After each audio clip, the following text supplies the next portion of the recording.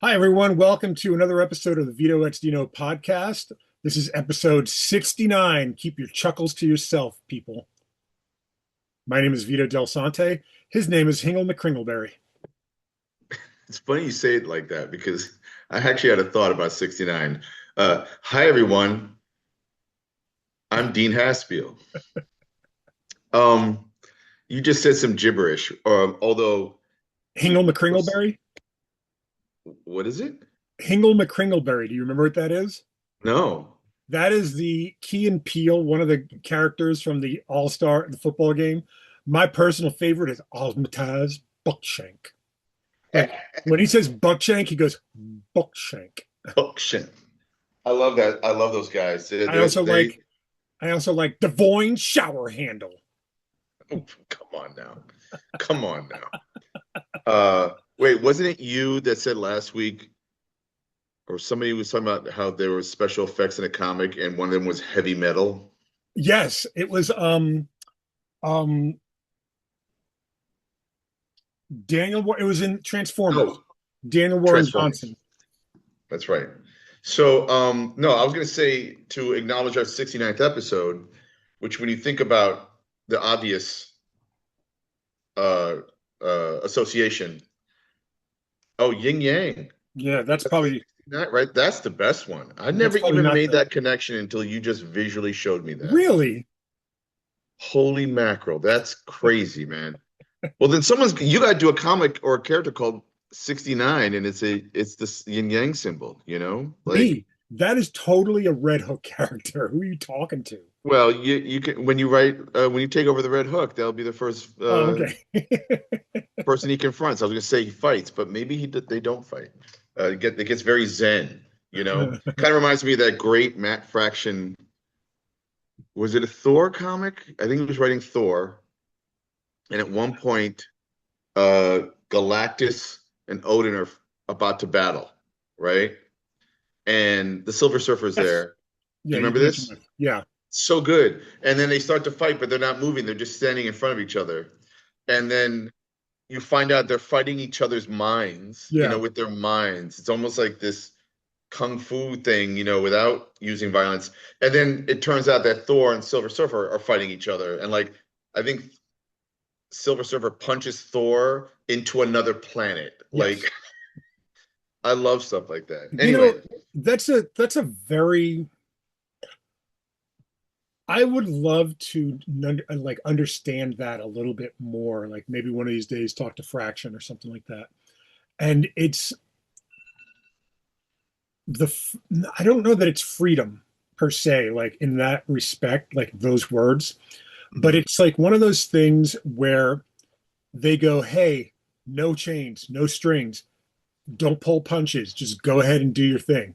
You know what I mean? And like it mhm. has to be I would imagine it has to be a specific creator that you give that leeway to because you can't just give that to everybody, I don't think. So it's definitely the creator, number one. Number two, it's the era. Think about the 70s. I don't think anybody edited a comic at Marvel or DC in the 70s, right? Maybe Like not. Yeah. they just went to town. Although it was heavily art directed and heavily managed and edited, Marvel, that is, in the 1960s, at Sure. least the first 5 years, Yeah. right? And then it became more locked down than Yeah. ever before is today. So like to have Matt Fraction, he probably did that less than 10 years ago. And although, Yeah. the Thor comic that I'm talking about, Yeah. Yeah. but he's on Batman now, and I'm sure he's earned his ability to, Yeah. swing a dead cat over his head and see what happens, Yeah, that's a good way to put it. You have to earn that kind of, I would say, trust from your editor, but also trust from the reader in a sense. Yeah, Because, totally. I didn't want to give any spoilers for that one issue of Batman that he did with the Joker from a couple of weeks back that we talked about, Hmm. where you had like Jorge Jimenez just flexing like crazy, on the page. And I would imagine that that story takes a lot of restraint to tell, but when you get to those moments where you want to flex, you flex hard, and it's a friggin' centerfold 4 page, like Yeah, and I haven't seen it or read the story, yeah, it's but I it's imagine when you talk about flexing, I imagine that's what the pitch is, isn't it? The pitch when you go to these things is like you talk about the bigger moments that you're coming up with, and Yeah. then you maybe talk a little bit, you go a little back and you go, well, this is how we're going to build up to it. But these are the moments, the landmark moments, whatever. Mhm. And I don't know, I feel like I don't know, maybe these days you have to know your endings more than ever before, whereas I believe we know we've talked to Mark Wade, and he says he's building the plane as he flies it. But I also am sure there are like, well, issue 50 is coming up, so what are we doing in issue 50? Let's talk about it at least, kind of a thing. And so he probably has to come up with a general sense of what's happening. But I think the more fun comics are the ones where we just cranked out another issue, like that Lois Lane cover we showed Yeah. recently. To me, that's the most fun. Sure, it's great to build up to something, of course, but I think the most fun is when you're just whipping out another comic that you just, how does it work in the continuity? I don't care, just make a story happen, make it weird, kind The of thing thing. about that Lois Lane cover, though, is, historically speaking, I don't know necessarily for that issue or that issue of Lois Lane specifically, but historically they would come up with cover concepts and then have to write the story. Right, DC did anyway, had to write the right, story around that. And right. I can't, like, I don't know that that's a flex on the writer's part, or if it's just like, we got this shit sitting around, might as well write a story about it. Well, or No. it's marketing. Think about that. It's a Yeah, marketing yeah, thing. Like, you know what? They're going to have to pick up the comic, just like I did. I had to find out what happens. yeah, yeah. Whereas Roger Corman did it differently. He would try to produce a horror film and someone write it, someone direct it, or whoever, and get some actors. And then the trailer. What's going to get people to go to the movie? The trailer. Right. And apparently he was famous for many times having bought a helicopter exploding sequence and putting them in the trailers that never happened in the movie. Yeah, I've heard You know, this. stuff like that, right? Like, and that's just a marketing. And by the way, by the time you paid for the ticket and got your popcorn, you're not going to go sue the producer for not having the helicopter crash, You probably forgot it, if the And movie you is good forgot enough, you about it. forgot about it. Yeah. One of the best trailers I ever saw was a scene that wasn't in the movie, and I don't think it was even shot in the movie. I think the trailer, they shot it for the trailer, Mhm. was Twister. You ever see the trailer for Twister? Yes. That doesn't happen in the movie. The cow thing, right? So there's Or which one was it? maybe they're like running to get below decks in a home on a farm, kind of a Uh, thing in a cellar, and trying to shut the door that won't shut, kind of thing, and finally shutting it. And then there's like a moment, I think maybe someone's in a truck or something, and a cow goes flying around him up in the air, kind of, which is like, I have to see that movie, right? yeah. But I don't think that happened in the movie, and that happens all the time, and I'm okay with that. Whatever, it's selling, it's marketing. But just to go back quickly to '69 and not Yin and Yang, but I was thinking Bizarro, and I don't think we would last 5 minutes, much less 2 minutes. But for you to behave and think like me, and vice versa, for an episode, but no, it First would of be a all, disaster. I don't think you can get one of As the. de I have like a as list. as depressed as you get. Yeah, basically. I Sorry. like. I was gonna say, um, I have a list of topics here for that we have Right. texted each other back and forth this week, and a couple of things came up that I wanted to bring up. And one of the things I have here, it just popped into my head while I was at work one day, and I was like, I wonder what Dean thinks about this. And the question came to me, Dean, do I have a chip on my shoulder? Mm-hmm. And I think inherently, for you to be me and me to be you, Right. I would have to embrace some inner beatnik that that I always thought I was in touch with, but it would have to come out in a sort of like funkadelic George Clinton way. Do you know what I mean? I Like, love it. I I don't love know it. how to explain it any. I've always thought you were a beatnik at heart. But it's You also, know? it's not performative. It's No, no, it's no. It's the genuine. mind. Yeah, Yeah, yeah. It's the brainwave type thing. And and I feel it's like a you combination of are, your influences too. Like oh, music absolutely. and art and stuff like that. Absolutely. And it's funny because I'm definitely a product of both my parents. As well, you're more of a product of your, I assume, your mother than your dad, Yeah. right?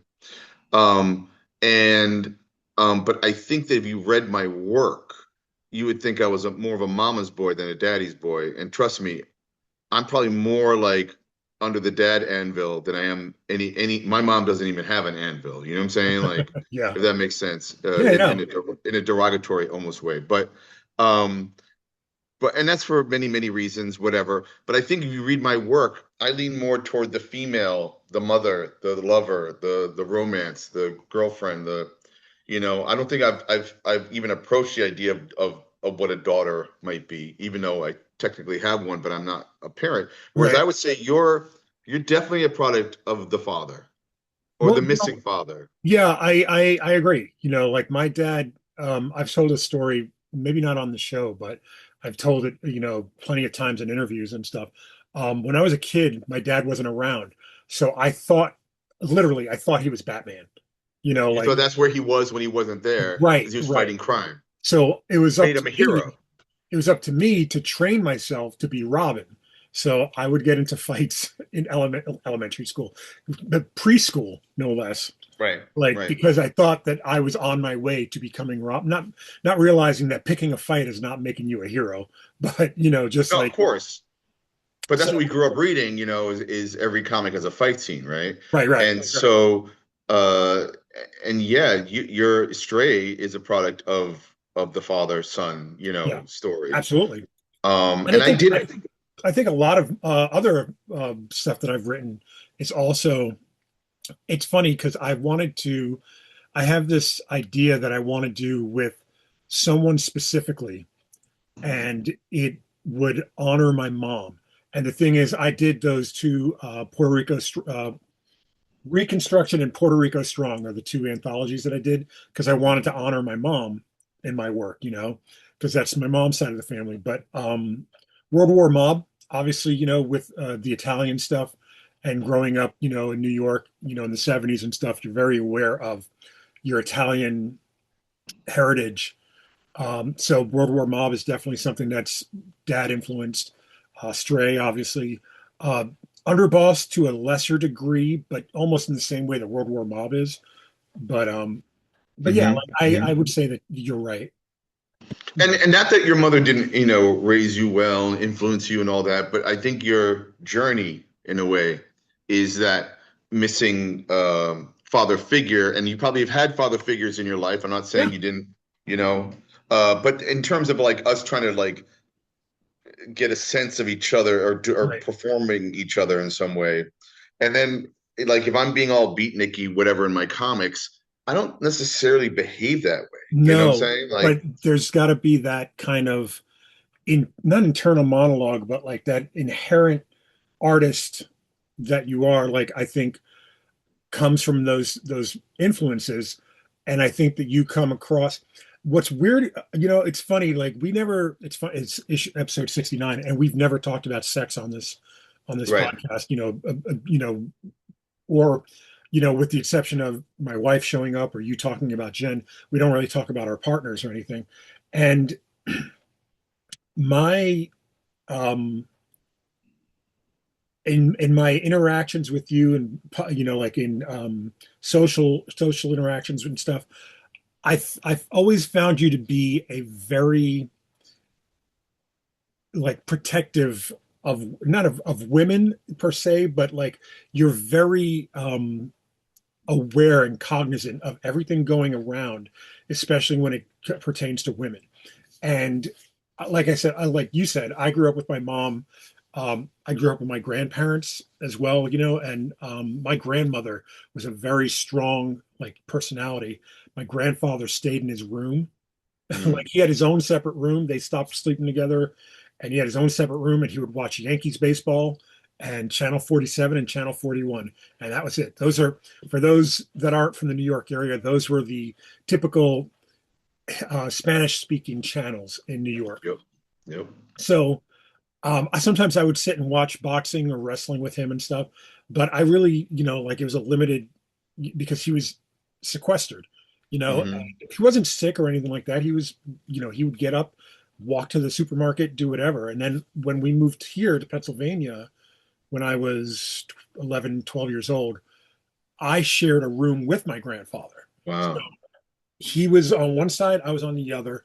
And, like we didn't have a Spanish speaking channel here in Fort City, Pennsylvania.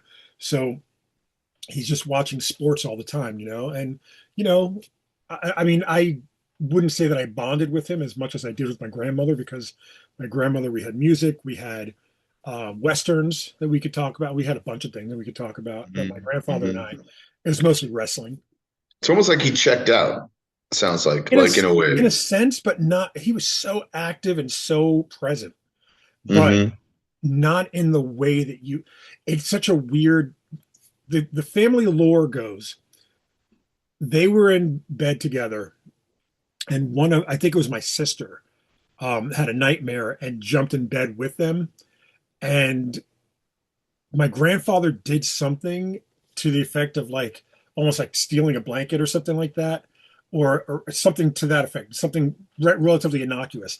And my grandmother kicked him back so hard, he literally fell out of the bed and just went on the couch. And then from then on, he never slept in the same bed.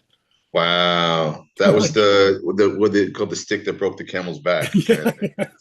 yeah. Like, wow. Well, I mean, again, there's a whole lot to unpack there, and there's so many, and don't forget, we watch TV where married couples had separate beds. And the Yeah. older I've gotten, the more that makes sense to me because I just want to sleep, man. I just want to go sleep. Do you You know? understand?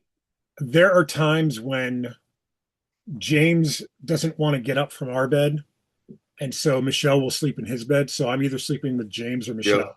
You know Yep. what I mean? Yep. And like to me, I don't mind my kid being almost 11 years old now, like, and sleeping in the same bed with him because one of my fonder memories was right before I moved to Pennsylvania.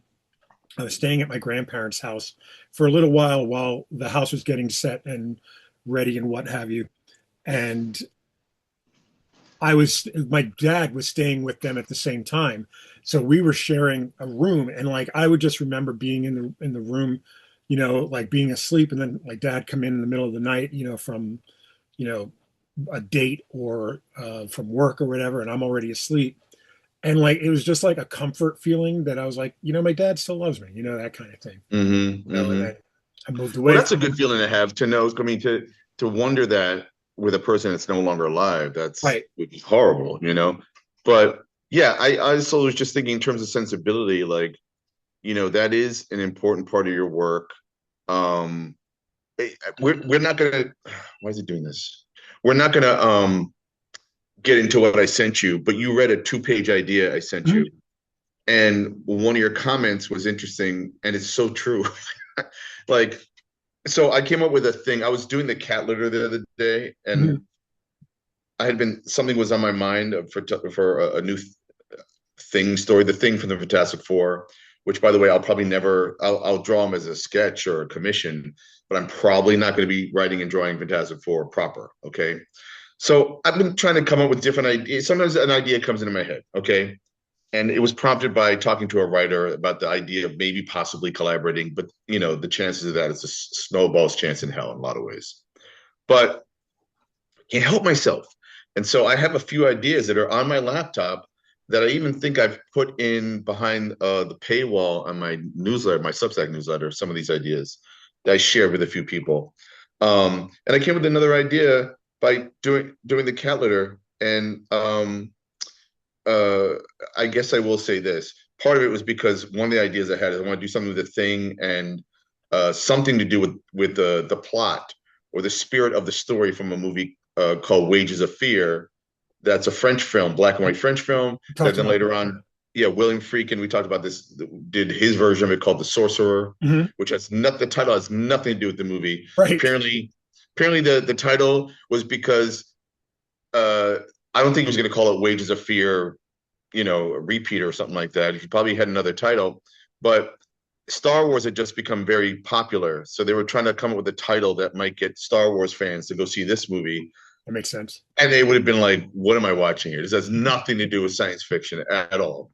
Anyway, but Wages of Fear has a really cool idea. And I was trying to think, how do I incorporate the Thing into this? And I came up with an idea.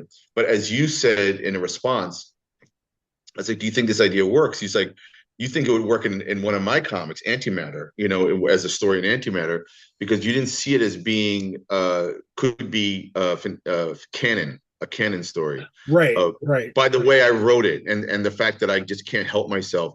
And I feel like one of the banes of my existence is that I try desperately to think commercially, and I always veer. It's always that veer that just I cannot help Yeah. myself. And maybe, just like James Gunn has become commercial, I feel like I'm in that row, Right. like that. It's not a lack of commerciality or commerciality. I don't know what the word is, but it's not for lack of trying to be commercial. Don't get me wrong, but there is there's only so much I can divorce myself from knowing you and reading your work. Do you know what I mean? Like Sure. once like I've known you, it feels like almost 30 years, but it's probably closer to 25 at this point. Mm.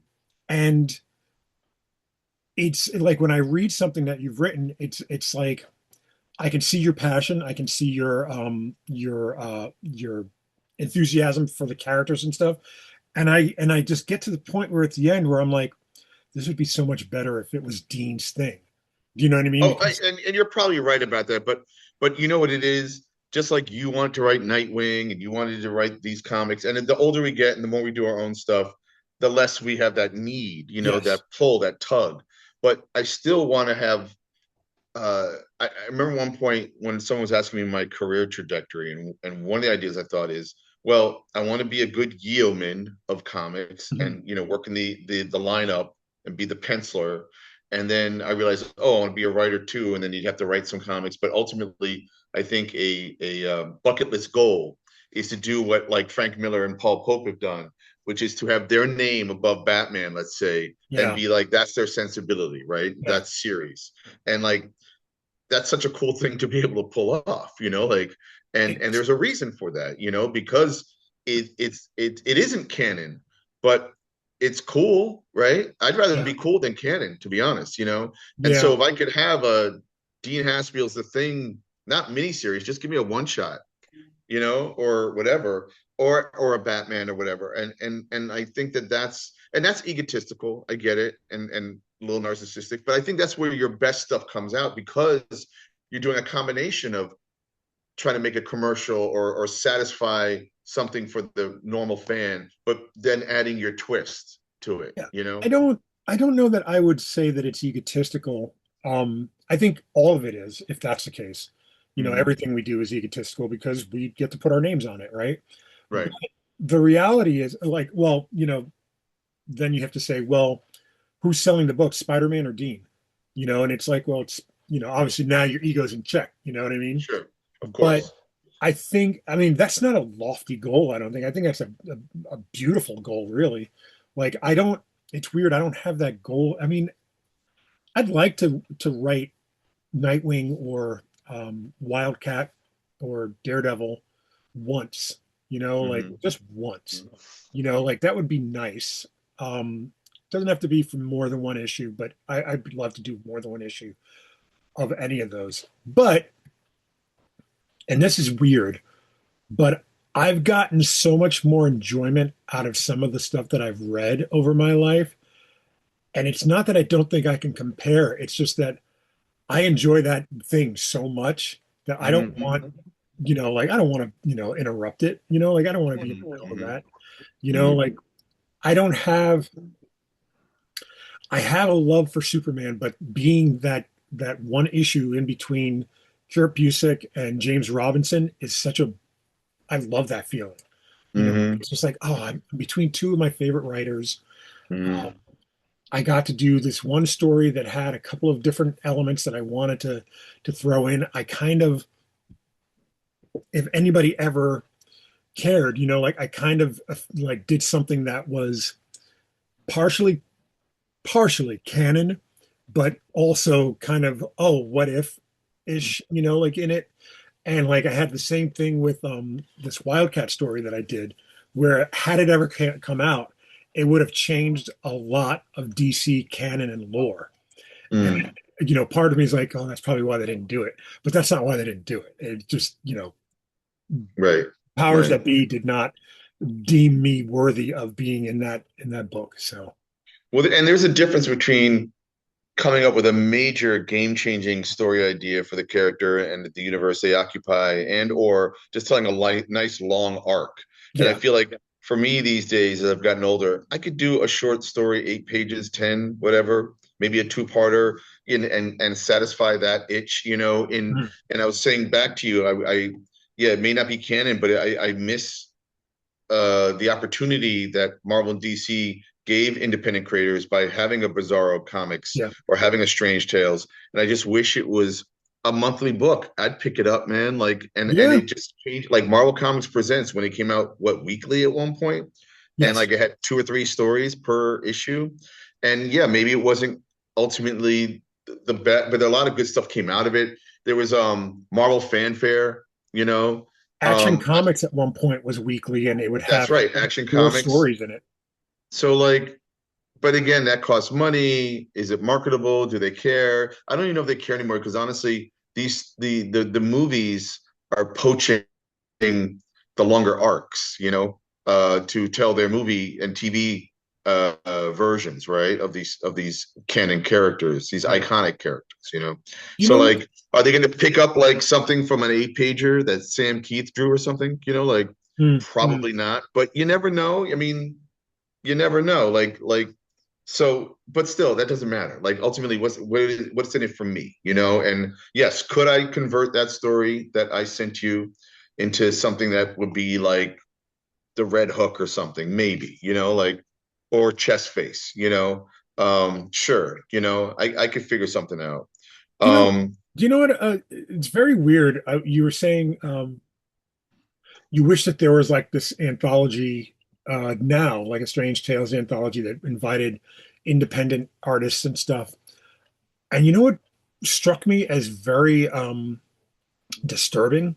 I can't name a current indie artist, that's like on the up and up, like, I mean, you can't. Marty Keene, Russ okay, Kazmierzak, like Nicholas Forker, a slew of untried, yeah, that's let's say true. franchise talent, like unsupervised, almost. Yeah, And like, yeah, but because what's been happening over the years is that the indie people who are indie get in there a little bit for a minute yeah, sometimes, like Matt Kent and Jeff Lemire, like they're like big time guys now, like they're Right, right, like, and they were, I wouldn't say that they were like where you are at the time, like, because I think at the time they were being published by Alternative and Top Shelf, and then right, right, like and then Dark Horse came knocking and stuff.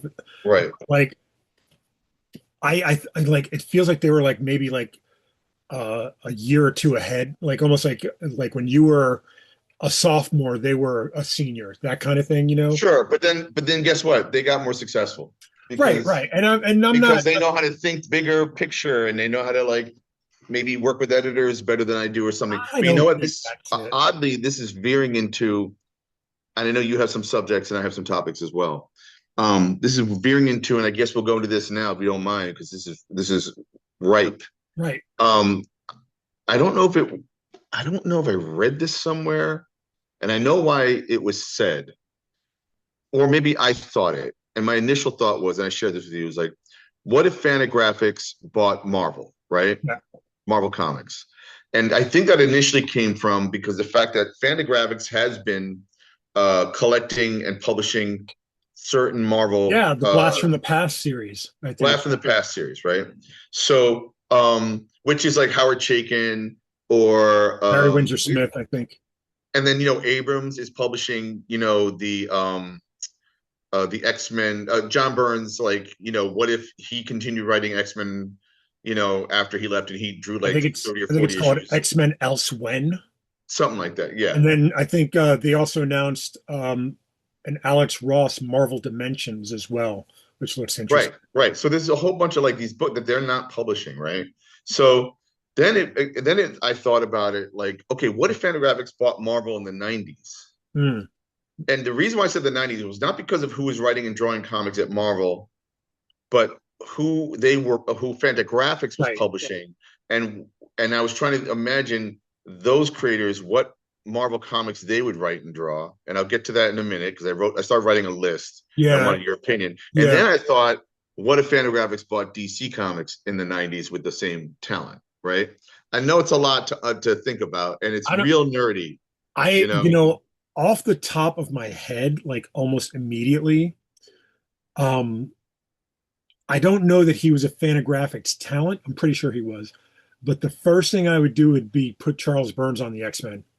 Okay, that's so funny you said that because in my list, Charles Burns is doing X-Men, and Like, it's because of Black Hole. They're kids who hit puberty and mhm. mutate. Yeah, I've It's always his X-Men comic, when I worked at Hanley's, that's how I sold that book to everybody. I said, right? imagine the X-Men as if it were a real thing, like a Right, mutation wasn't a superpower, but right. a zit that never stopped growing or something like that. Exactly, exactly. So that was the easiest one, and I started trying to think about. I have the list up here. I'm looking at. Like, okay, I'm just going to say this. This is what I think is the top. Well, this is not fair to say, but I did look up who the most creators that they were publishing at the time, and sometimes it was one series, sometimes they had three series.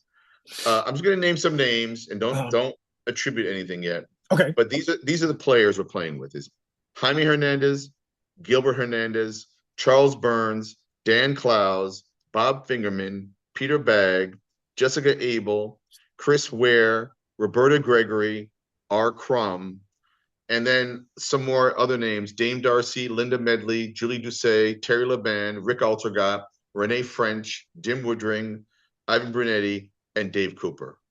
So, like in Okay. terms of Marvel, okay, well, it I just have seemed to some I like well, it seemed to me immediately. I was struggling with Jaime Hernandez, to be honest. And then I thought, well, who do you think?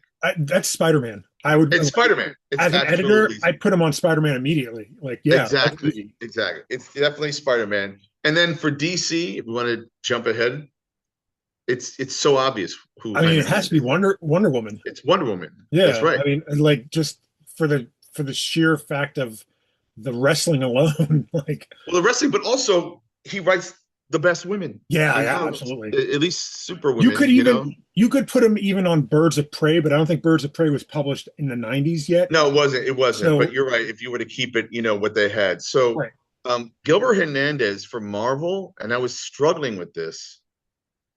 I thought Doctor Strange. I'll give you one. This is What? really weird, Okay. and it wasn't a book that they were actively publishing at the time.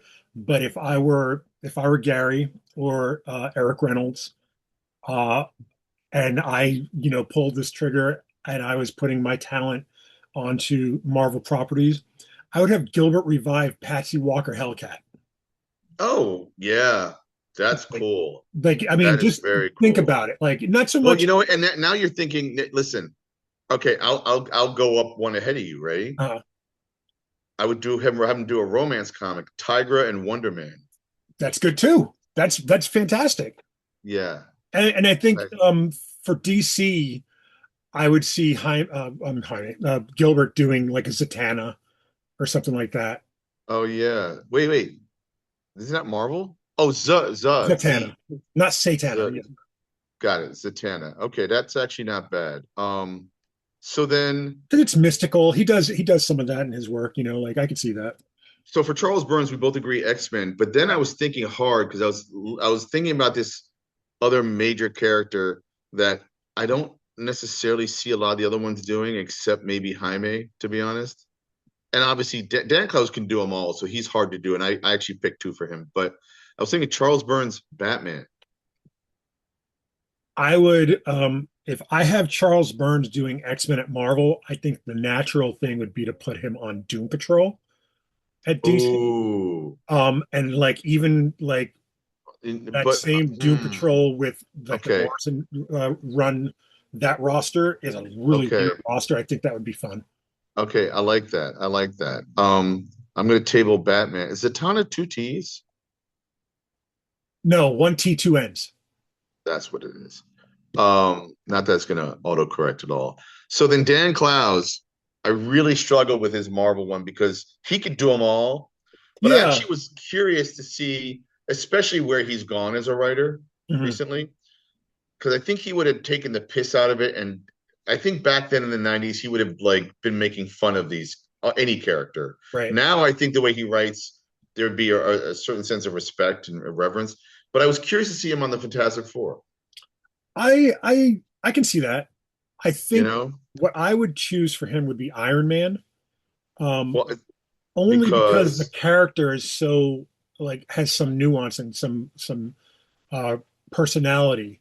And I think, even if you're looking at post Iron Man, Tony Stark having alcohol problems and stuff like that, mhm, I mhm. still think that there's like this injured man inside of a suit of armor, and I think Klaus can take that. Do you know what I mean? I think he could, latch on to that and go, yeah, there's something there I can play with. All right, And then, I'll swap out FF, and I just gave it to someone else, which I almost don't want to see because I'm afraid what do you do with it. But you just said Iron Man, and then for DC, bear with me because okay. this is where he would have fun with it. And although Doom Patrol would have been good too, but I thought Legion of Superheroes. Oh yeah. See, I was thinking Batman for the same reasons as Iron Man, but I think you're right with Legion. Legion, he would go to town on and Yeah, have you're so much absolutely right. fun. Yeah, I Matter agree. Eater Lad would be the hero, the protagonist, like alone, I right? mean, I think where he would excel with a Legion book would be the designs. They're all so different. They don't wear the Yes, same costume, and I think that would be, and not so much the appeal for him, but I think that's where his art would shine through like the most. absolutely. Without any apology, just like it would make sense, you know. I came up with question marks for both Marvel and DC for Bob Fingerman because Bob hates superheroes. I And then I was thinking the only thing that came close because it has to do with I think Bob likes to play with um I just thought maybe Thor. I thought Thor, him playing with like mythology or goofing around, but Okay, you or ready? Thor in Hell. Go ahead. At Marvel, Bob Fingerman on Moon Knight.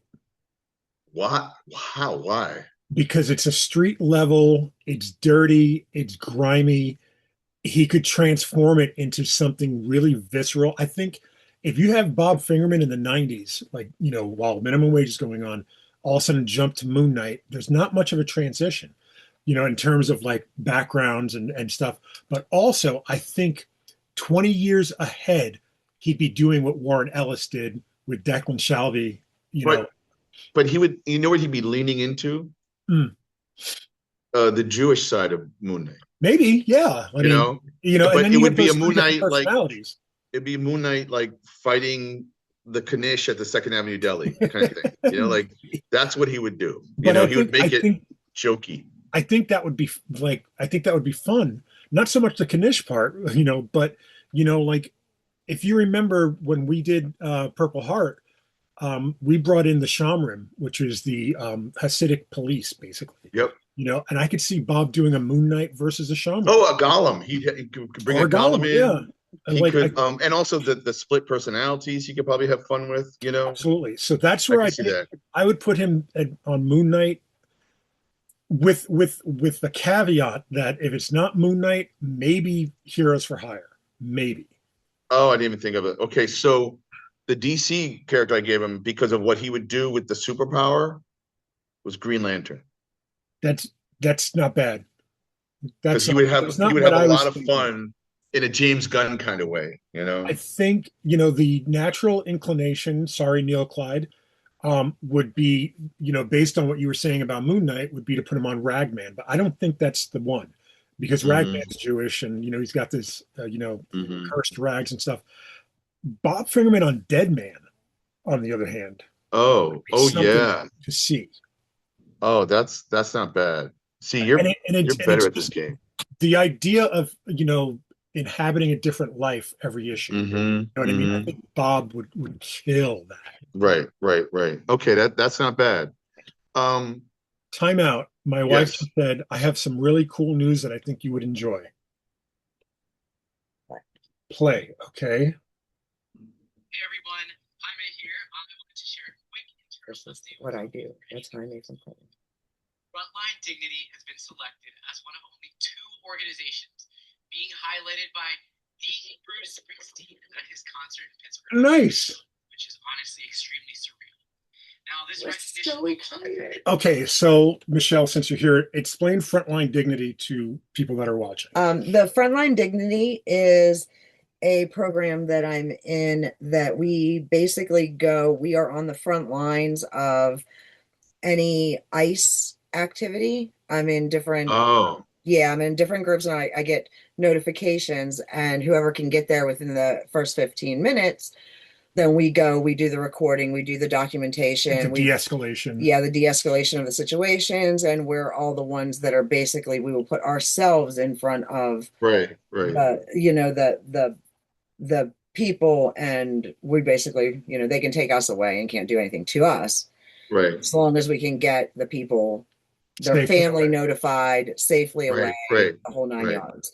And they've been there's 2 head people, and Jaime is one of them. He was just saying that, Bruce Springsteen is acknowledging and basically inviting Frontline Dignity to his concert in Pittsburgh as like, Nice, so I was really, really nice. excited because it's a lot That's of work. great. It's Well, scary. thank you for doing that. And I Of know it's course. terrifying. Of Like I ain't course. good at, yeah.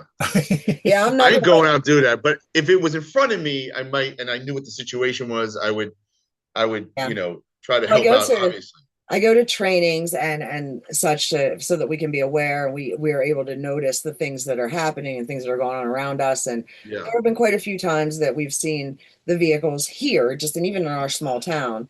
And I right. just stop and I go over, ask them what they're doing, what are they doing here? Yep, It's not your yep. business, go home. Right, right, So, and then right. I just go to our local establishments. We have smoke shops that are run by uh, um, are they Middle Eastern, Middle Eastern mostly. descent? Yeah, and then Right, right. the one Mexican restaurant in town, it's ridiculous. They actually will sit Yeah, they outside, park right in and front. I just go It, over to it, it them and I'm is like, go it's home. and like what do you want this world to be, people? And by the way, Right. ICE agents should not be allowed to cover their face and wear whatever the hell they want. Like Absolutely. it is so unofficial. It's Yeah, disgusting, yeah.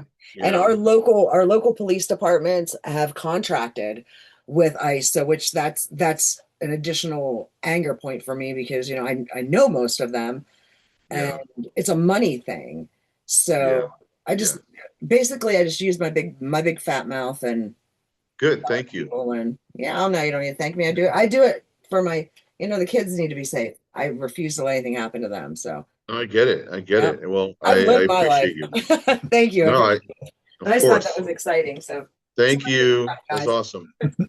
And now Vito and I can go back to our little comic Nerd book nerd casting. chat. So yeah, so where were we at? Bob, I think, right?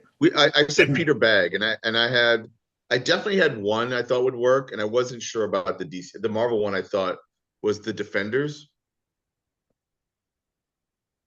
Okay, and I'm gonna change one of my ones from later on the list to Peter Bag now.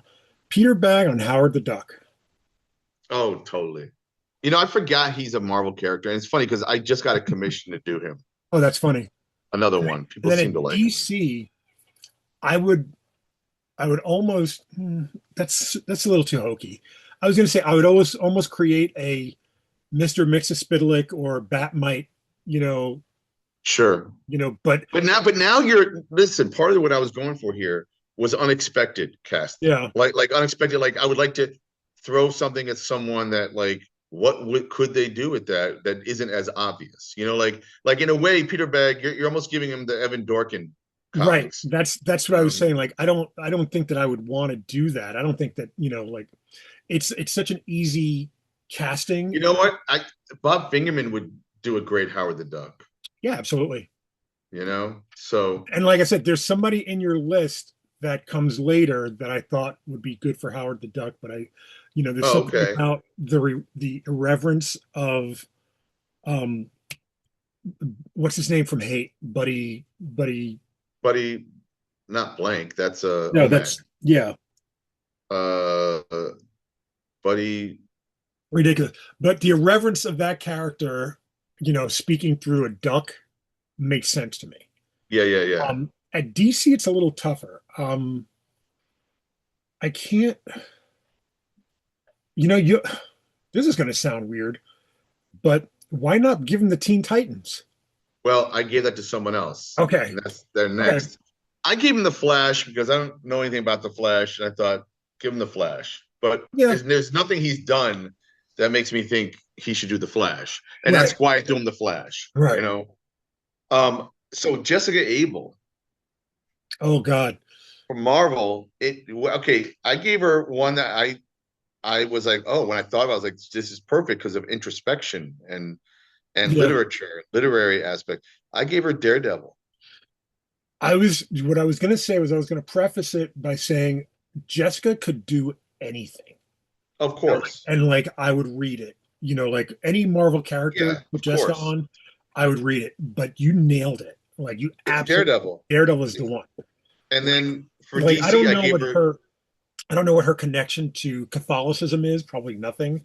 probably But not. but the thing is bringing in that guilt, that Catholic guilt into, Mhm. like you said, the introspection and just the pathos of it. I can't see it any other way.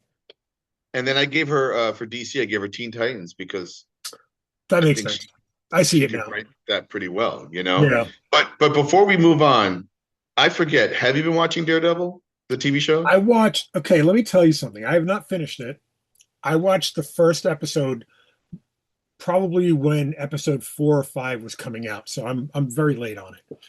And Wait, I are was you talking about watching, season 2? I'm sorry, Born Again season 2? yes, yes, The newest season. yes. Okay. And I was watching the first episode and I was just like, Jesus Christ, this is taking forever.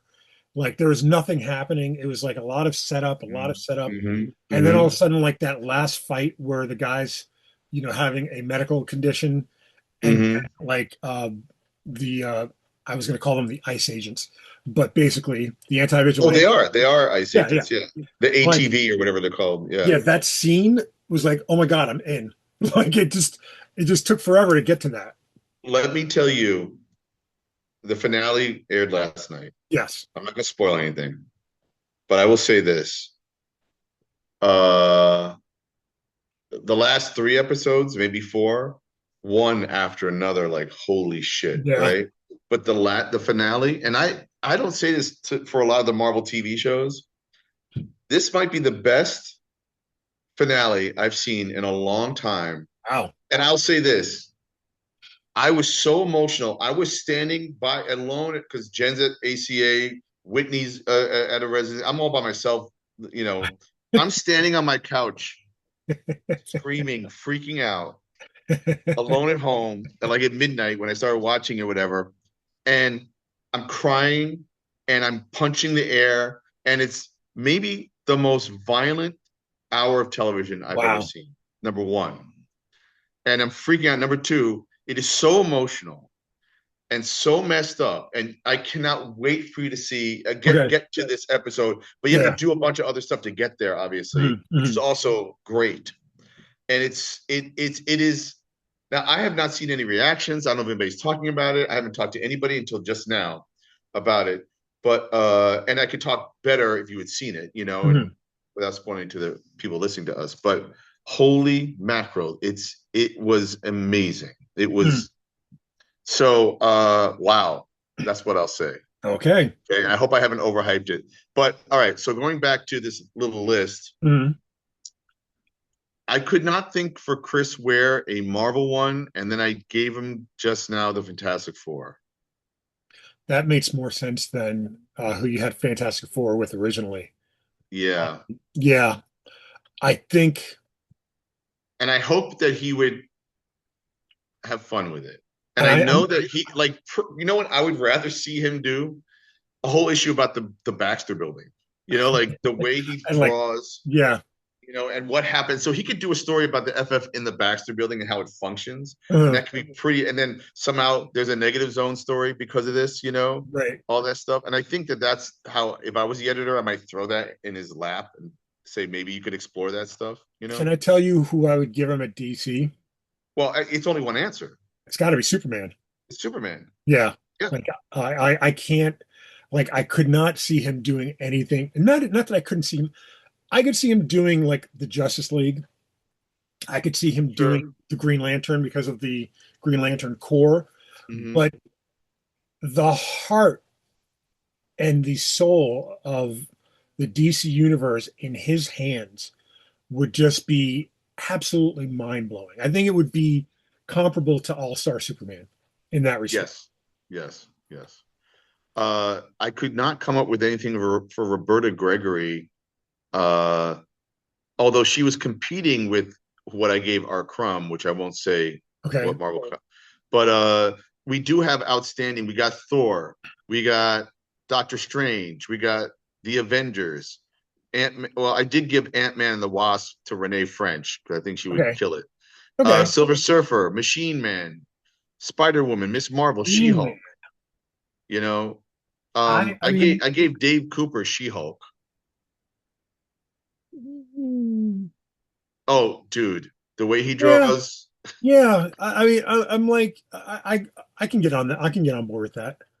Now I'm trying to think, but I don't even know And who now I'm giving Jim Woodring Doctor Strange now, by the way, because see. Jim Woodring was who I was thinking of at first for Howard the Duck, but Doctor Strange is definitely the one. oh yeah. Yeah. And I just gave Terry LeBand the Defenders because I think he would have fun with those characters. So Rick, Roberta Gregory, I'm kind of vexed because I would give Rick Altergott the Hulk. nope. Oh, do you want to do No? this? Yeah, like, who you got? Think about Bruce Banner, Uh-huh. puny Bruce Banner, Uh-huh. who becomes the most angsty thing in the world and paranoid. I mean, you're not giving it to Crumb, are you? Absolutely giving it to Crumb. Absolutely Okay. giving the Hulk to Crumb. That's weird. Absolutely. It's definitely weird. And it's definitely fun. Oh my God. Right? See, the truth is you're giving Dave Cooper She-Hulk, but maybe it's Crumb that you should be doing She-Hulk. Well, I mean, yes, you're actually well, she can be in the Hulk. Yeah, of He course. can put her in there. Yeah, you yeah. know? You're right. You're absolutely right. I mean, so and then for DC for Crumb, I just gave him Aquaman because of again the burden of being a king, right? yeah. Of being like dealing with the fish and the hallucinations he could. I don't know. There could be. I don't think it's the right answer necessarily, but it's a thought. DC, I'm very like I'm torn because for Crumb, when you're dealing with all There's Martian Manhunter, maybe, but I don't think that guy carries a comic of his own very well. Like the absolute Martian Manhunter notwithstanding, I right? think it's just Martian Manhunter's a tough character, Mhm. and I think for Crumb, maybe like a Doctor Fate. Well, what about? Wait a second. Why don't if we gave Dead Man to Fingerman Right. and took away Green Lantern? What if we gave him Green Lantern to fuck around Crumb? with? Yeah. Yeah, I would, that'd be good too. All right. Yeah, yeah, because that would be But fun. going back to Roberta Gregory, I am bereft. Like I don't want to just give her a lady hero. Just No, to give her a no, lady I don't hero. think that's fair to her. I mean, She's famous for doing a comic called Bitchy Bitch. and it's very scratchy and it's very see, I almost feel like it's like a total 180 of what the character was created as. But Doctor Strange and Roberta Gregory would be an interesting. Like that could be. I mean, you know what I mean? Or we could give her Aquaman. Oh, you're talking about Marvel, right? Marvel, yeah. But Jim Woodring, I think, is the lock-in for Doctor Strange. You're right. I'm just saying that, like, with her style, it's so opposite of Ditko. You know what I mean? Hmm. Um, Well, that's why I was thinking Aquaman, because not that she draws like Nick Cardy kind of had a scratchy little yeah, style, yeah. rendering style, but Oh, brilliant. oh, maybe, maybe like Tomb of Dracula. Yeah, but I don't consider that a Marvel comic. You know what I mean? Like Okay. I get it, but now you just made me think of something else when you said that. Now I want to give somebody Deathlock, but Oh, I interesting. might give Deathlock to Julie Doucet. Weird, but fun. I mean, go crazy. Or maybe even Dame See, Darcy. I I was don't gonna say know. Dame Darcy. I would want to give her something with like, imagine Dame Darcy on the Demon. Oh, Do you know, like DC? I mean, yeah, yeah, yeah. like I like that. weird magic kind of Yeah, totally. occult, Totally. arcane things like that would be interesting. Um, Right. We need what to give about one to Roberta Gregory, man. I don't know. what about No, man? nobody has Thor, by the way. I don't think Thor would work. What about Man Thing? No. Man Thing? Yeah, like like That's whatever knows like fear burns at fear, the whoever touch knows of. fear touch it. It's something like it's like the thematic. I think she could get into that. I don't mind Man Thing. Now It's you're making me think of Swamp Thing, but oh Swamp who gets Thing. Like if we're giving wait who do we give Marvel to Rick Altergott? we nothing. Marvel, nothing. Okay, perhaps I'd give him Thor, Okay. and then if it was DC, I might give him Swamp Thing. But I think Woodring is a better Swamp Thing. I'm giving it to Woodring. Like I think that's a I gave him better. Doctor Strange and Swamp Thing. Um, I also think Warlock could be Dame Darcy. Oh, interesting. Oh, wait a minute. What about? Oh man, I want to give her something cosmic, Like Miss Marvel or Captain Marvel, you mean? like Or Silver Surfer, like Silver Surfer could be cosmic. fun under her hands. Yeah, You know what I Silver mean? Like Surfer. something really like super cosmic, like I like out. that. I like that. Um, Ivan Brunetti could be another Howard the Duck type candidate, but sure, also he could also do the Hulk, yeah, but you I know. think I think Brunetti at Marvel. Uh, we haven't given anybody Captain America yet. Oh, I totally forgot about Captain America. Um, I don't think that's Brunetti, but like I'm just thinking like um, You know what? Roberta Gregory. for Cap. Yeah. Yeah, I think you're right. Captain America and Man Thing. I mean, she could complain all day long about America if she wanted to, right? Yeah, I think that's a good one. And I didn't put Namor in here either, but I maybe I'm would Brunetti can get Linda Medley or I'm Brunetti. for She did Namor Castle now. Waiting. Yeah, I don't I think I want to give her a team book. I feel like she could maybe do. What if we gave her the Defenders and Terry Laban Submariner? No, I don't know. uh, have we given anybody Avengers yet? I don't think we have. No, we haven't. So You maybe know what? Brunetti. I'm gonna give it to Brunetti. Avengers under Brunetti would be fun. Yeah, then we get a whole bunch of crazy shit going on. So, I mean, we could go all night trying to figure this out, and maybe Yeah. a whole bunch of people have checked out right now. Uh, Speaking of but checked out, yeah. I want to segue real quick. Look what I got in Oh the my mail. God, you got that today? Da, da, da, Tell. Oh, da. so you have antimatter number one in I your have hands. I have not cracked it open. You can see, like I left it in the envelope until just now. All I do is undo it. Nice, So I'm very nice. excited tonight to read this. Even though I think Oh, I've read most of it, I don't know that I've read it lettered yet. Like I've read like some right. snippets. I've seen some art. I think the only complete story I've read is the chest face one, like in terms of So, like color art. right. Well, thank you. I'm glad you got it. And Oh yeah, thank you. I've gotten two reviews, one from Adam McGovern I saw. at High Low Brow, and then just like an hour ago, J. Kevin Carrier wrote about it, and they both had a similar thought that it's not just a one-man anthology of different stories, which it is, Hmm. but this is the sum of its parts, and it actually creates a bigger sensibility once you read it, which I I've think, never pulled off before, and I didn't know I was going to be able to pull it off. So I'm curious to know what you think when you read it all together. yeah, that's interesting. I feel like, because I know where you're coming from with these guys, with these stories, I feel like my first inclination would be to see it as separate things, but I kind of want to see if there's a way to maybe mentally connect all the dots. You know what I mean? I think like what's being said is that that's what's happening, and I couldn't be happier And that wasn't because intentional I by you, wanted. though. Well, it wasn't consciously intentional, but it probably absolutely was subconsciously because Uh, you're trying to figure this out. You're trying to put these things together, you know? Um, I can't wait to, I don't mind you sharing me to me privately, but yeah, if you could talk about it next week, that'd be yeah, awesome. absolutely. You I'd rather know? do that next week. And then I know you had some topics as well, but I guess we're going to wrap up this Fantagraphics buys Marvel in the 90s and DC, unless we have another thought there.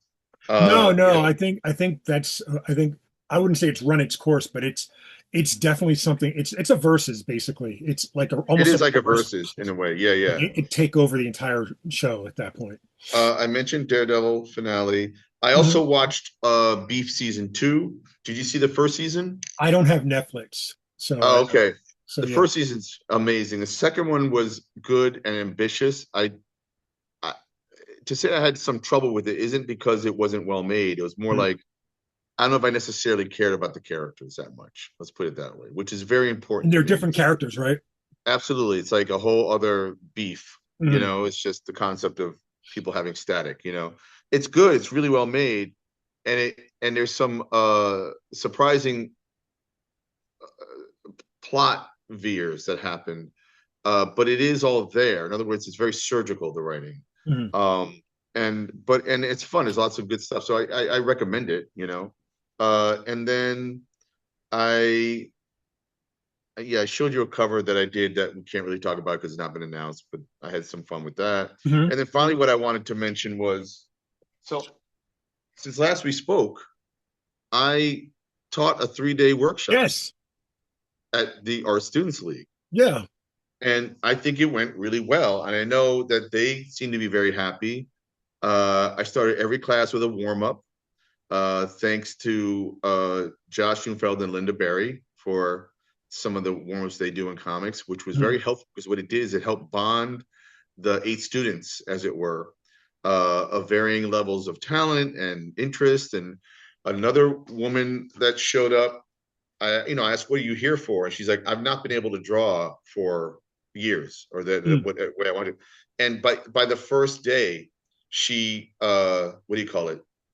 It opened her up, and she was like freaking out, and she was like a generous proportion of ideas were flowing out of her constantly because I was helping it out. There was an oncologist there, an older man who was an oncologist, and there was this other woman who came from Washington D.C. and got a hotel to take my Oh, workshop. that's wonderful. And then there was a bunch of other great artists. A filmmaker, documentarian I know named Art Jones, who's also a teacher, showed up and kind of sat in on half a class. And then my childhood friend Sean Smith, who we used to do comics in high school Yeah, together and junior high school, I was teaching him and his son comics. that's great. That's cool, right? So Yeah. that was a blast, and I hope to maybe do an online version of it, but in person is the best way to do it. Yeah, it's funny enough, I've been trying to put together a lesson plan because I was asked to do one. And I Right. realized the one thing I want to do is I want to the one I have this philosophy of how to figure out your worth, like what to get paid. And so I've been trying to put this into practice, and I think this is when I'm going to do it. Like I'm going to Mm. like That's show them weird. Like, what do you mean? You mean like so it's like not creative? no, no, What no. is this? It's almost like a business thing. And it's, if this is something that that you want to do and you want to work with somebody, first of all, I always tell everyone you say yes within reason because you Hmm. want to build your portfolio. And then when you start saying no, it's because you've gotten to a certain point of comfortability. You can, again, like it's all spelled out, but people are always like, well, I don't know what to charge. So I always tell them, you take your if you're working a regular job, you take your hourly wage and you multiply that by how long it takes you to do a page. So if you're getting $15 an hour and it costs you it takes 4 hours to do a page, that's $60 an hour. I mean, that's $60 a page. Starting out, that's not a bad rate. Like if it's a first, what do you call it? But I go up, man. But again, because there's a difference. Just if I may, just to time out. Yeah, there's a difference between like a service job where you hand somebody a ticket to go to the thing, or you bring over a box or something, or whatever it is, versus like creating something that's IP, sure, or that could be used in many various forms, mm-hmm. versus me handing you this bottle, and again, I'm boiling it down into very simple terms, But again, like it's a starting point. It's not mm-hmm. I don't think people even think about this when they're like, so like I'm trying to put together this whole thing. Mm-hmm. I have a tentative lesson plan for it. So okay, and that would be for our Students League. Yeah. What about teaching writing to artists? That's one of them too. That's the other class. Yeah. All right. Is there someone in the corner that's hiding? Yeah, that's Sadie. You want to see? Did you see her hair yet? Let me see. Wait, the hair was last week. Hi, it's pink. You can't see because of the stupid lighting. Oh, there it is. Now I can see it. Stupid lighting. Anyway. That stupid light. Yeah. What did you want to show Dean something, or? Yeah, it's my new me in Tamagotchi life. He's very interesting, and you should totally add him in at least 20 pages in your new issue. This is Butthole Billy. That's Butthole Billy. Yeah, he's very nice and respectful. He probably. Did you see the recent SNL with Olivia Rodrigo? No. Yeah, which one? Which part? Last week. No, I know which skit. The Butthole skit. Which one's the Butthole skit? Dude, they're doing a cake. It's like a bundt cake, and it's yes. You gotta show that. I'll show Sadie as soon as I get off. Yeah, that's hilarious. Yeah, I was like, because they did one where it was like something about farts, but now I remember what you're right. Well, they all. Hulk Hogan. Look at Hulk Hogan. Oh, he looks awesome. He looks tolerable. Well, is that what happened to him? Wait, he died. He died. Yes. Oh, okay. Well, But he's on the island. Hulk Hogan. He's on an island with Donald Trump. So yeah, here's Tommy. This is Tommy. Who's Tommy? Tommy. He's just Tommy. It's just Tommy. Just Tommy. Yeah. It's just Tommy.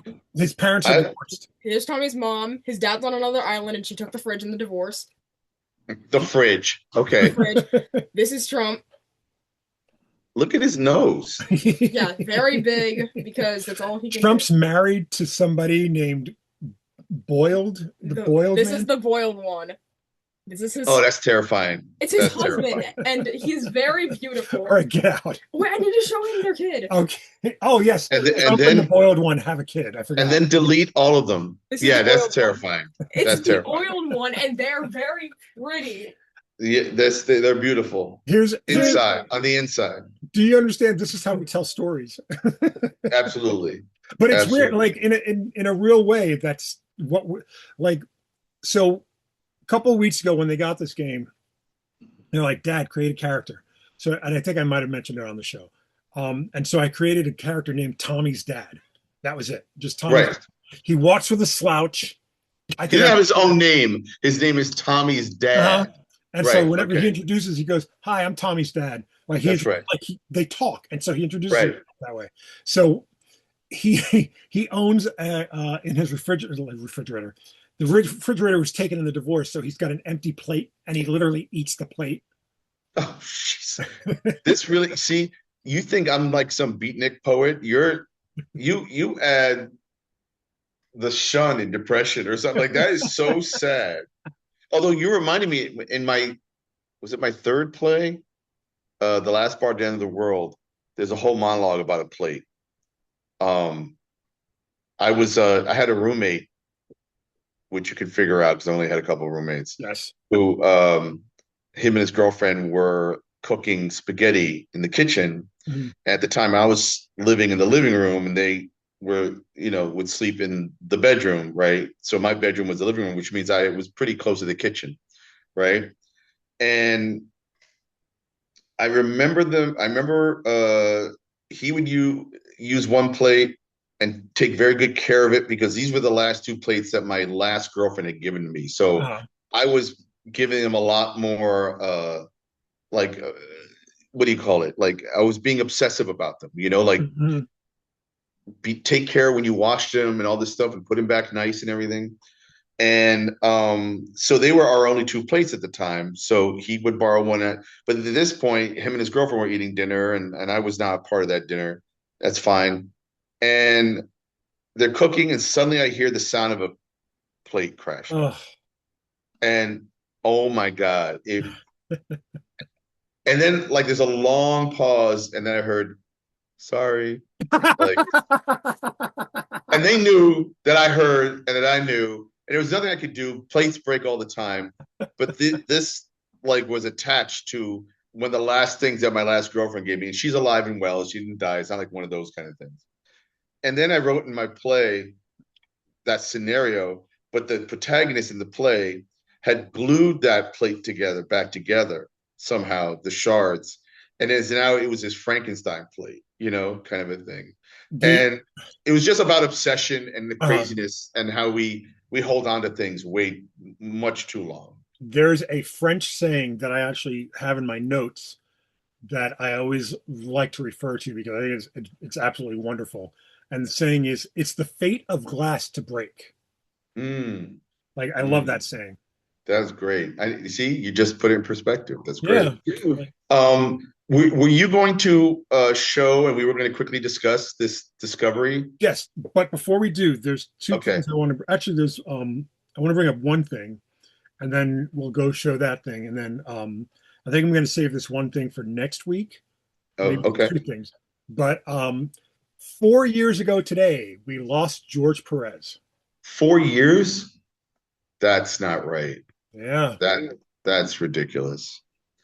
Wow. And it was a disease. What did he die from? Well, he was a diabetic for many years. I believe it was either pancreatic or some other form of cancer. Yeah, I think about he had a tour, a goodbye tour. Yeah. Like he knew. And he was going blind, like, which was terrible for an artist, obviously. Like there's a point where he stopped doing sketches and art at conventions and stuff. And like you said, he did a tour, saying goodbye, and, just, I can't, I have a funny anecdote about him. And it takes place at San Diego Comic-Con. Me and Nick Papora, we are at, I think the Dead Dog Party, which is like the post-convention pro, party that everyone gets invited to by publishers or whatever. And we're there and we're like seeing all these people that, we know already from the store. George Perez is there and we're kind of like, oh, wow, George Perez. Like we said hi and stuff and whatever. And then Nick goes to leave. And he's like, well, let me go settle up my bar, bar tab and everything and grab my card.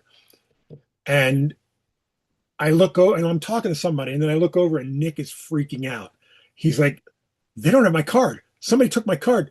Like, what?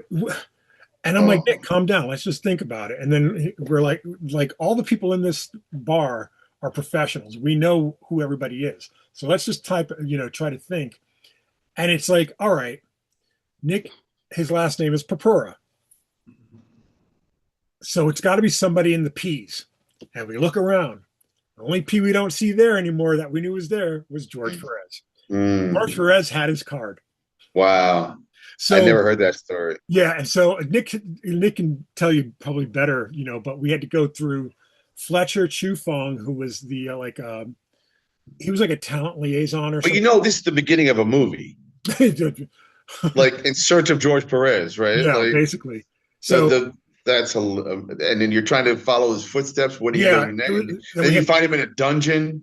Like he was just back in his hotel room. He was just back in his hotel room. That's Yeah, right. and you know, and then George was very like gracious and everything. Like he was just a consummate gentleman, you know.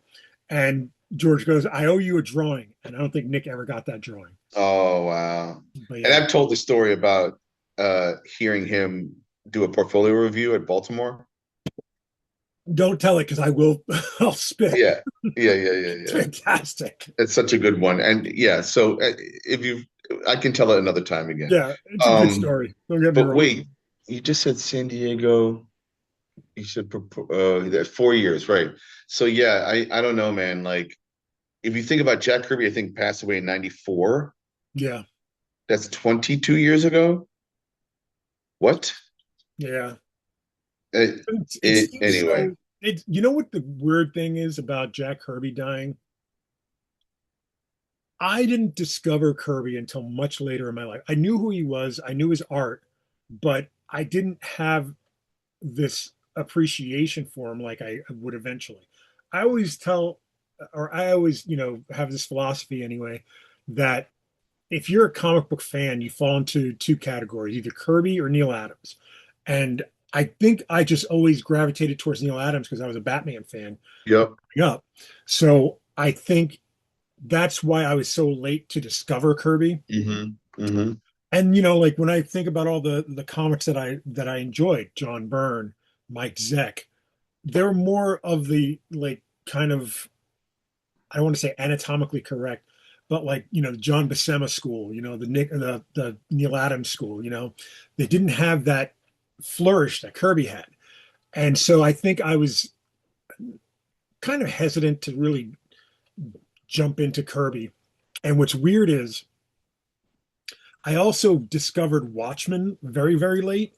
Oh And wow. through discovering Watchmen is how I became a Kirby fan. I don't know how, I can't That's explain it. weird. It is That's very weird.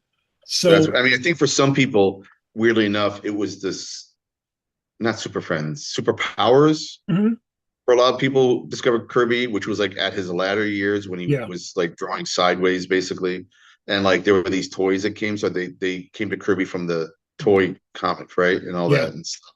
For I did me, this because I have a shelf you full. have them up on your for me, like obviously the sweet spot was the 80s where we had John Byrne, George Perez, oh yeah, Mr. Miracle. Mhm. Um, Walt Simonson, I would discover Howard Chaykin, through American Flag and all that stuff. But I think if I had to pick like who my initial Neil Adams / Jack Kirby was Michael Golden and Oh, Marshall yeah, Rogers. yeah. Yeah, those two guys. But, So but like, so by the time I discovered who Kirby was, he was long dead at that point.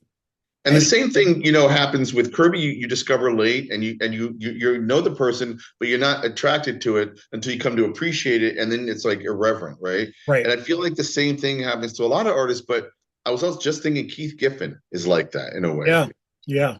Like I feel Like like, like when you find when he's starting to experiment on franchise DC Comics, and at the time when it came out, you're like, I don't want this, But now you can't help but like dig through the back yeah. issues to try to find them. FIFA is really good about Yeah, like yeah, yeah.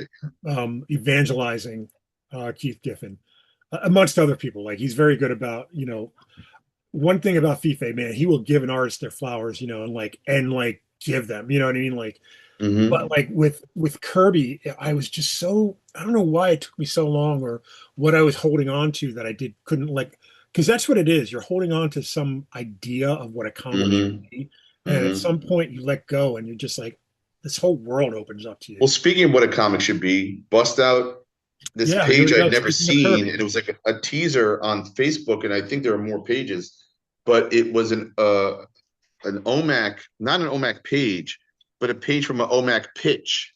Yeah, that's the only way I could describe it is like it's there's not just art, but like Yeah, there's so story. it's a lot of writing. So it's what do you call it? OMAC, One Man Army Corps, which was one of the characters that Jack Kirby created when he moved to DC from his initial run at Marvel, and it was coming up with New Gods and Commandy, and then he had this 8-issue run with OMAC, and in this, it's hard to see because I'm seeing the smaller version on. I should maybe pull it up on my where I can find. But he talks about Um, okay, that OMAC had like, what's the nimbus it says here? It's Yes. hard to see. OMAC can travel Can you to get closer? where- Can you make that bigger on your, I think so. right? Yeah, make it big and then we can read it. Yeah. Try to make it a little bit bigger and then scroll Oh, down. oh. No, that's good. So then he had, oh, it just went away. Yeah, give me a second. It's not the most exacting science. Right. Uh, Ace eight. There we go. Oh, the nimbus is like a force field. It's a shiny collection of magnetized atoms. It's much like a comet, which is so interesting to see him flying it because I once drew a Billy Dogma idea where he's inside of a comet that I never used, you know? So, and then he writes situations, meaning I guess ideas or stories, right? Yeah. OMAC OMAC's exploits take place about 10 years from now in the crime cartel, which I think is the name of a story. OMAC busts a mafia-type ring that kidnaps, freezes, and ships human beings for brain transplants! Exclamation point. Jack's emphasis, I should say.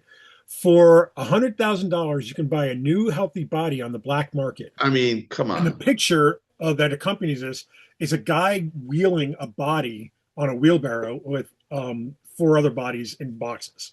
Yep. Like, Oh, and look what he did here. Look at what he's done here. Actually, now the artist is coming. So the Nimbus thing where OMAC's flying in like a comet type shape, you see the tail of it? And Yeah. it's going to above Earth, like some land. Oh, from the background. Yeah, now I see it. The background. And then if you look at where the people are, that looks like the shape of a continent. Mhm. And then he's drawn these four people kind of in caskets, and there's this other guy pushing one in the casket. He's talking about the black market. He's talking about swapping bodies, I guess, to make you feel younger or more virile or whatever, or you know, the quest of immortality in some way. Then he has a character that I don't think he's ever used, Professor Brainwave. Specializes in attacking minds. OMAC stops him from bugging population of a city with mind destroyer machines. I'm not sure if that means OMAC's got the mind destroyer machines or this guy does. He's also a killer for hire. He can cause his victims to commit suicide. That's incredible. And then there's a bit later on in Dial for Doomsday, which I think he probably meant Dial D for Doomsday, but okay, he wrote Dial for Doomsday. But Professor Brainwave, that plot idea, I think he used in Captain America. Oh, the Mind Bomb, or whatever that was called, the Mad Bomb. Oh, the Mad Bomb. It feels like, I don't think he used that in OMAC. So, by the way, Subway Soldiers, read these out loud. Okay, Subway Soldiers, these I believe are basically story pitches, you know, like just from the reader. Right. And at the bottom left-hand corner, I want to point this out. Initial JK 1973. 73. That is the year I was frickin' born, baby. Oh boy. Subway Soldiers. OMAC stops an invasion of the U.S. by an enemy that can tunnel its way under the sea. An entire country for sale. This is another story. Which he did do, which was issue 2 of, or kind of the loose plot to issue 2 of OMAC, but go ahead. Okay, OMAC puts down a dictator who sells his country and everything in it for cash from the highest bidder. That's a crazy concept in 1973. Like, if you told me that idea was an idea you had after watching the news tonight, I could totally understand. But this is 1973. Not that there's anything idyllic or, you know, like the world was perfect in 1973, because it wasn't. But that idea for a story does not make sense in that context. Maybe it does a little bit. I don't remember when the In-Laws, Peter Falk and Alan Arkin did the In-Laws, and they eventually wind up at a country where it feels like it has been sold to a crazy dictator, and that's part of the parody. But I do feel like maybe in the 70s, the idea of bought countries was a concept. So maybe he was just writing a story where they're selling it, you know? I mean, there's Bananas, which is basically, you know, the Woody Allen movie about, you know, Banana Republic. You know, 1979 was the In-Laws, by the way. So this is before that. Yeah. All right, the next idea. Pirate fish! Exclamation point. God love you, Jack Kirby. A super skin diving scientist, whatever that means, teaches fish to dynamite passing ships. So he did have kind of a character. It was like in the last story, issue 7 or 8, I think, of OMAC, that had kind of like a skin diving kind of character. So Hmm. maybe it turned into that. The air burners, a kook this is his words, a kook invents a machine which can ignite the atmosphere anywhere he aims it. A gang steals it and blackmails all cities. So Again, good. I So like good. that is so dial for doomsday. When you talk into the phone, it blows up anything or anyone on the other end. Yes. What? Yes. Honest to God, you need to steal that idea. I know. Like, Well, the next one, the last one on here. this last one is, I don't know. Jack Kirby is either way ahead of his time or just absolutely bonkers insane. Poisonous clothes. An outfit sells clothes with killing chemical fibers. Wear them, and you've got 2 hours to live. It's the best. It's the best. And this is one page of a Yeah. pitch You said that like somebody there's has a been bunch, right? just. I got to find more, man. Like just the pitch alone, right? Is so He's something good. like he is something else. You know what the thing is? In a weird way, very weird way, there's a little bit of Stan Lee in those pitches. Do you know what I mean? Like in Well, terms in like, terms of I'll tell you what I think you mean. Stan Lee, in order to vogue a little word to show his value on the page, was a little bombastic, hyperbolic, right? that's Like the word. Shakespearean. Yep. So, but when Jack wrote dialogue, it felt more reined in. Yes. I mean, it was crazy when you read it and you'd be like, wait, he just put those 4 words together. Yeah. But it never felt like he had a bullhorn in his hand and was shouting and was a barker. But that does feel like that. That does feel like, I mean, because granted, you know all why the he's information- pitching. Mhm. Because he's barking, right? He's just trying to get it down in one sentence, you know? Yeah. So, yeah, it's so good. So Was there any other topics? I want to bring up this last one because, like, and maybe you haven't thought about it. I brought it up with you in a text earlier in the week. But if you haven't thought about it, that's fine. I asked you, speaking of Kirby, what is the most Kirby you've ever been on the page, like in a book? I was like, all right, maybe I should do the same thing and like try to figure out what's the most I like blank writer, and I'll tell you who I picked, only because it's a little obvious. But just like when have I been the most influenced by this influence on the page? And the writer that I think is probably the bigger influence on me is our buddy Mark Waid. And so I was trying to figure out when exactly I flexed the most of my Mark Waidness, if that's a word. And so are you saying, wait, just to qualify, yeah, you're asking me what's the most Kirby I've been, and for you, what's the most Waid you've been? Right. Not Kirby for you, but No. Waid for you. Got it. And just to give, like, just now we were talking about Kirby and giving examples of his imagination and everything. We have like, could you is there a summation for what a Waid story is? To me, what Waid does best is he tells you a story in the way that you've always read them, but he innovates ways to tell them. If that's a way to explain it, it's not.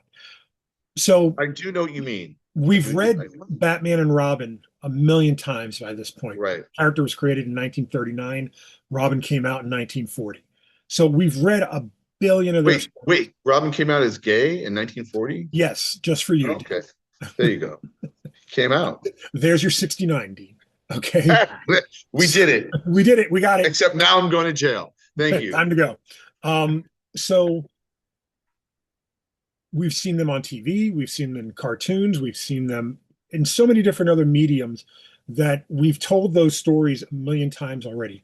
And what Mark does is he can take a traditional story of a grown-up and a child and tell 12 issues of these two in a way that we haven't seen them before in the Batman and Robin Year One with Chris Samnee that we just finished, and we've both praised on this show for a bunch of weeks, if not, the entirety of last year. And you still feel like you've read something you haven't read before. Mm-hmm. And again, it's something that you already know it exists. You've Mm-hmm. seen it a million times, but you're still learning something new. And I think for me, and what's funny is right before we came on, I texted a couple of my friends, other than Dean, because I'm sure he would agree with them. What do you think was my most Wade, Mm. story? And by and large, everyone says Stray, year one, like the first volume, I mean. Mm-hmm. Mm-hmm. And I think that's, and again, it goes back to the traditional telling of a sidekick, like, and now we're going to twist it just a little bit. We even drew in characters that represent the Justice League, so you know exactly what everyone's role is in this story. And then we subvert the roles, change things up, and tell this character story in a way that you've Mm-hmm. not seen it before. Mm-hmm. And I Mm-hmm. think that's probably me, being influenced by Wade the most.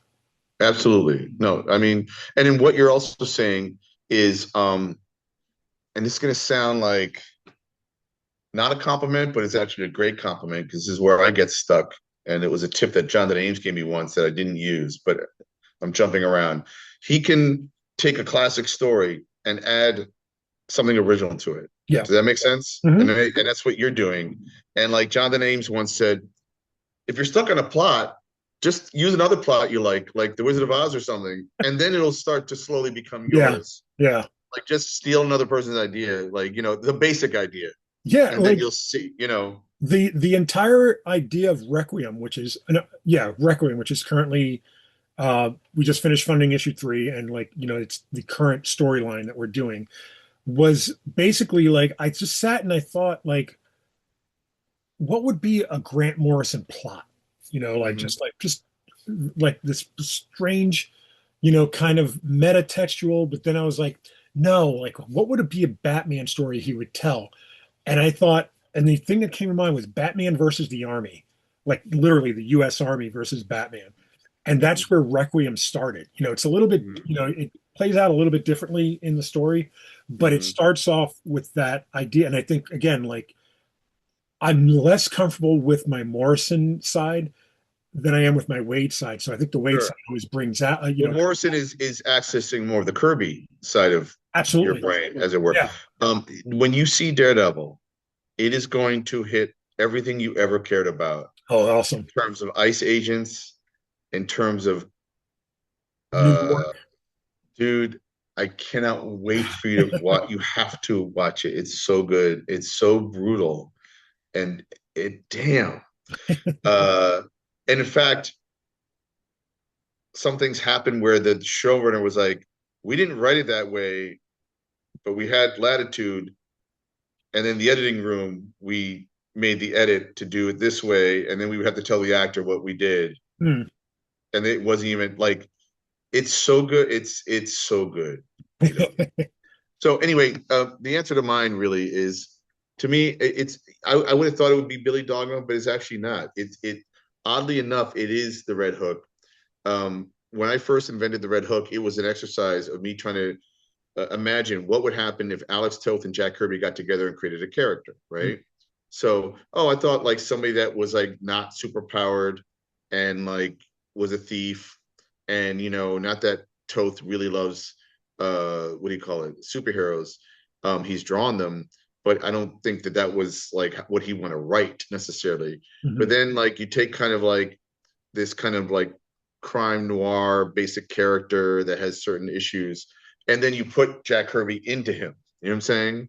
So, and then suddenly he's able to punch his heart and pull out a cosmic sword, and all this other crazy stuff, that happens. I've And never been then, able to like explain it until just now, but the Red Hook himself, Sam Broja, is like it's very weird. Like I've always described Stray as a DC character in a Marvel world, and mm-hmm. Red Hook, now it just came to me, is a Toth character in a Kirby world. Like Yes, everything you look at, like all like the Green Point, the maybe not, Coney. maybe not the Coney, No, the but like Coney's more Toth than right, Kirby. but Right, the right. other characters, like And by the way, then just call it Frank Miller at that point. You know what yeah, I'm saying? yeah. But Like like Toth and it's Kirby is Frank Miller, right? Like yeah, totally. Now you so say it. then that's really what's happening. And so, but then what where I tried to tell a basic story, and then I got rid of his powers, this Hmm. ability, Yeah. and then it got cosmic, like truly cosmic. Hmm. And he's having a super baby with his dead girlfriend, who's basically a combination of Omac and Firestorm, and where she says a personality becomes a weapon of mass destruction, war cry, and like the sun is dying, and they have to give birth to reignite the sun with the power of their love baby, and like that's all crazy shit. Like that's not Toth, Any that's one of Kirby. those sentences you just said could have been on that OMAC page. You realize that? That's exactly, Like exactly. it's crazy, but I mean, if you think about it in terms of like what we just read and what you Right, just said, it's just like right. it's just like war, like not war cry. What's the storyline after? Oh, there was a story called Blackout, and then PTSD, uh post traumatic superhero disorder. But you go blackout exclamation point. Right. Red Hook and his girlfriend have to have a baby to reignite the sun. Yeah. That's that Kirby right that we just saw. It's crazy. It's So let me and ask. like yeah. I was gonna say, are you proud of? Not even are you proud of it? Do you feel that you've done them proud? Meaning the creators that I was Right. I don't think I've done Toth proud. I think I've done Kirby proud. Interesting. And I think with the invention of COVID Cop, I did Frank Miller proud. Uh, Mm-hmm. but I can see that. Toth, because I can't draw nearly as well as him. And oh, it's the back cover of Antimatter. You just have That's to right. show COVID cop. That's right. Yeah. And so, and it's hard, Toth is harder to figure out as a writer. You can Yeah, definitely I figure him agree. out as an artist because, he's one of the best, but I can't do anything. Like I tried to in the Fox a little bit, but I'll say that the most recent effort, my most recent creation, AI Joe, feels even more Kirby than the Red Hook because it's just pure Kirby because it Yeah. literally is riffing off of OMAC, OMAC. you Yeah, know. totally. So yeah. And by the way, his OMAC pitch was 10 years from now, meaning 10 years, like 1983. 1983. No way. No way. I No way. mean, I think, the fact that I've been lucky enough to hand issues of Stray to Mark for him to read, to give me an introduction. I think I like, in a way, I think I've done him proud, Oh, but totally. but Totally. the thing that I think is more sad, is that unfortunately we can't give Kirby Red Hook. You know what I mean? No. For him to like go, Yeah. you know what, kid, you did good. Yeah. But yeah, like I think, my point in asking this was that, have we done our influences, like justice? I think we both have. I think ultimately we have, if that matters, and if they would even be open to it. But like, it's not about them acknowledging it. No, It's no, about no. I don't yeah. think we care. I mean, we care, but we don't care about the. I want everyone to like my work, especially the people who I've loved and been influenced by. And that's why I try to give them my comics. Yeah. Like I mean, in fact, you said we mentioned Fife earlier. I was riding my bike home last night, and there was Fife and Kat sitting in front of Abilene's and like getting a beer in the nice night. And I stopped by for 5 minutes, and he's like, "Where's your new comic? Give me your comic," because I had texted him and I hadn't Uh-huh. talked to him in months. Right. And I was like, "Do you want me to mail to you? Is it easier mail, or we'll meet up on the street?" And he said he's all over the place. Just mail it. And I just mailed it that afternoon. But it's like being able to give each other's comics, Yeah. like That's sort of and that's and sort I of hope that thing I've about influenced him a convention. little bit, and I know that his work has come to influence me, So I try to take it all in. I'm always learning, I'm always open, Yeah. like the people who are done, I don't The know how interesting that work becomes. the thing that I've learned over the last month or so since that Dan Exclaims video went up about Stray is people are still looking for something new. You know, people are still looking to find that thing, and they, you know, the thing that I find with a lot of comic readers is they love making something theirs. You know, they're Mhm. not possessing it in that it's mine now, but they love to latch onto something and go, "Oh, I can't wait for the next thing." You know, and I'm still getting comments and I'm replying to all of them, you know, like kind of, you know, trying to just keep the interest there and stuff. And like it's just very I can tell you that there were two negative comments, but there's got to be at least 120 positive. But we only pay attention to the negative ones. I And then I read have them a and I bone was to like, pick with next. you. I have a bone to pick with you, and then we'll wrap it up, I Okay. guess. Your latest newsletter, I was like, uh-oh, what's going to happen? And it's because it was called hiatus. Uh, And then I read it, and it's like, there's no hiatus. What are you talking about? Like, I what's took the happening? hiatus. You had already taken a hiatus. Yeah. But then it worried me, like, or did anybody even open up that email, that newsletter? Because they figured you're just like, I'm going on vacation, gone fishing, you know, kind of thing.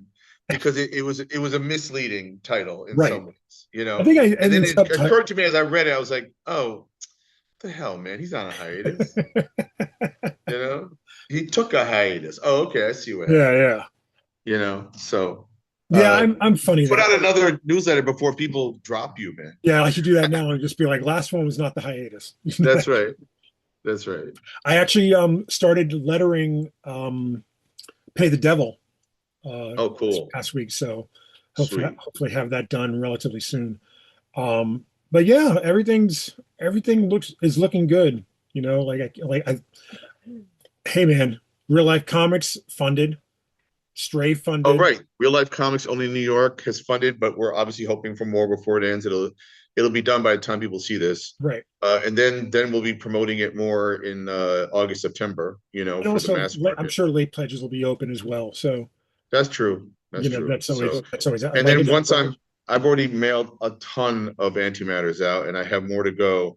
And then I'll make that available to people who didn't get it and be able to order directly from me, and right. then, you know, at shows. So, all right, man, Hey, I think we did it again. 69 in a row. in a row. Weeks. 69 weeks, man. Yep. Next week is going to be 70. Yep. I think we can retire. Well, we still have people we want to bring on the show. We still have some Yeah, lives. Lives can be fun. we have rewards we have to Oh my God, I have so about 9 or 10 people that we have to guest on the I think I show. have 3 from Oh, Stray. you have some too. Yeah. Well, there we go. We got this. We can And do it. then It'll be fun. next week, I didn't bring it up tonight because you had sent me an article, really fantastic article that about your dad and his Oh, friendship with Marilyn Monroe. That's on people.com. And I want to talk about that a little bit, but I don't want to do it tonight because I think we've, you know, yeah. Well, by the time lost it. this comes, it'll have been up for like a bunch of days. But at people.com, you can see an article about Marilyn Monroe and my father, James Haspiel, who knew her the last 8 years of her life. He started off as a fan that became a friend and has taken pictures and movies and like stories. And He's it was written this 2 nice little books, article. right? He's written 3. 3. So, and he had a 4th one. And the reason why they're doing it in May is because this is Marilyn's 100th birthday. In June So, 1st, which is also my dad's. right. Oh, wow. Yeah, That's that's right. another combination that like that makes me tied to her somehow. Yep. And I'm going to be 59 on May 31st, my birthday. And apparently my dad was like telling my mom that if she didn't push me out on May 31st, she'd have to hold her legs until June 2nd. Because you can't share birthday. You can't share that birthday with Marilyn. So that's great. But I do want to talk about the article next week and all right, cool. things. But yeah, let's Absolutely. close it off there. Thank you everyone for watching. We appreciate every single one of you. We have a t-shirt if you want to show your appreciation for us. We also are taking donations. Both of those, anything you purchase from us, whether it be the t-shirt or if you want to donate to the show, are going towards upgrading our equipment. So that way Dean doesn't look as fuzzy as he does right now, which is weird. I know. That just happened. No, it's been for the last 10 minutes, I think. Yeah, or so, yeah. But all right. But yeah, anything you do, we appreciate. Thank you, Dean. Thank you, Vito. For another wonderful episode, another 69. And I want to thank our sponsors, Devoyne Shower Handle, Osmotaz Buckshank, I could do Oh those my for God. hours. I'm not gonna. I Thank know. you, everybody. Have a good night. Good night.